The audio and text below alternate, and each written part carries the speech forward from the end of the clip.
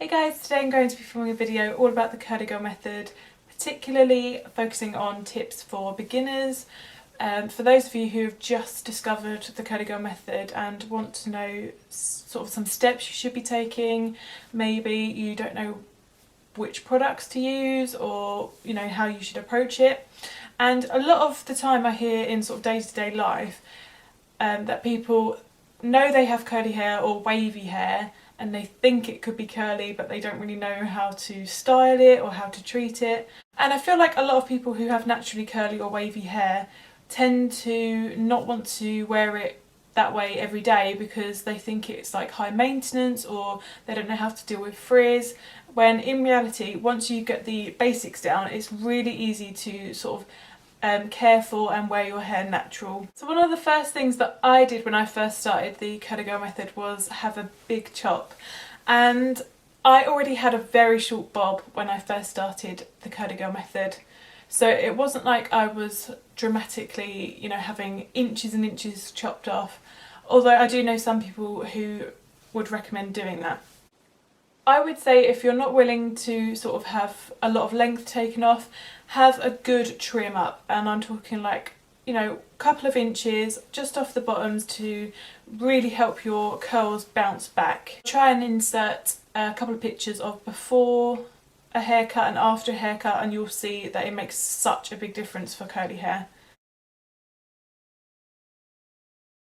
So when you first start this particular way of doing your hair, it's more about treating the damaged hair that you already have.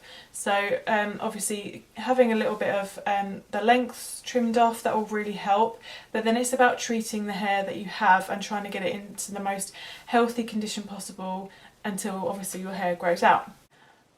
And quite often when we start out on the journey, you're kind of dealing with quite damaged hair, because I used to straighten my hair, bleach it, colour it, blow dry it all the time, like really do some damage to it. So it's about really trying to get that moisture back into your hair so that the curls can start to come back to life.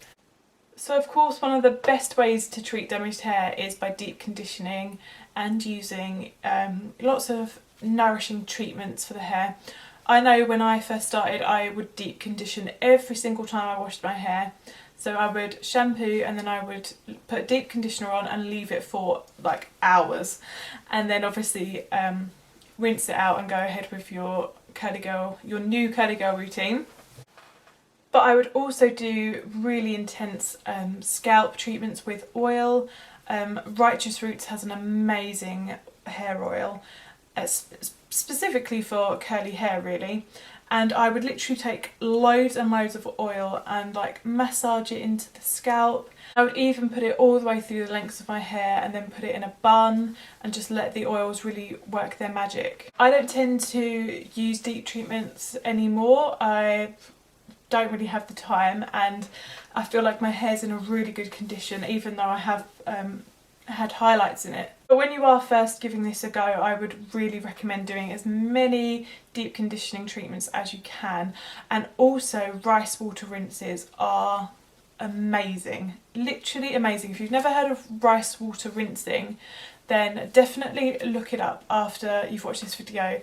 There's loads and loads of information on Google about how to do it, but I would literally just, whenever I was having rice for dinner, I would just save the rice water, and then when I went to wash my hair, you literally just squelch it into your hair, and oh my god, it makes such a big difference. I can't recommend it enough.